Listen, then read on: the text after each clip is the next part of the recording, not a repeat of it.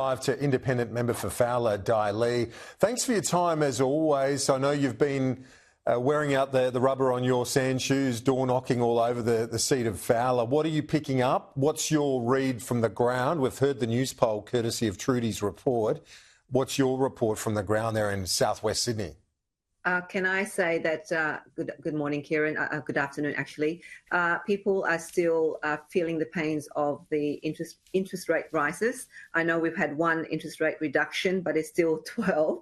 And the cost of living, I went to an opening of a housing, special housing block in Liverpool just last week, just ended last week. And the businesses there telling me, the construction people are saying, the costs have gone up for them, everything 30% plus in terms of energy, in terms of the supply chain, in terms of things that are, need to build houses. It's going to be challenging because all of that has gone up. Petrol is still pretty high. People driving, delivering things. So people said, these are people, ordinary people, workers telling me that they're still feeling the pains of the current increase in energy price and bills. So I think that I know that, the media loves the whole polling and we hear talk about it, all of that. But actually, when you talk to people, ordinary working people, still hurting.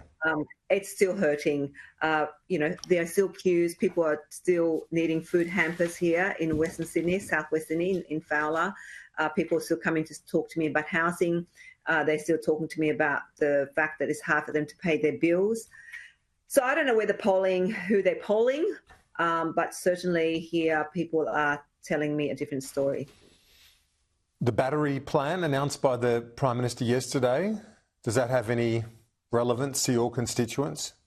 There are a couple of battery announcements that the Minister for Energy made. I think last week he announced a community battery, I believe, which is supposed to provide cheaper energy for about 300 households. I mean, we've got about 6,000 to 8,000 households in Fowler.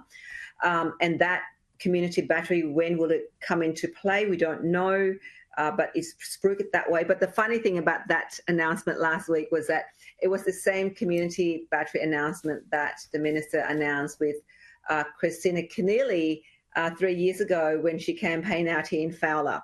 So that's kind of giving a new name to recycling a battery or rebadging dead batteries. So that's one announcement. And of course, I believe there's housing batteries that's been announced as well by the Minister. So they're two separate things. So I hope that your audience realise that there are two.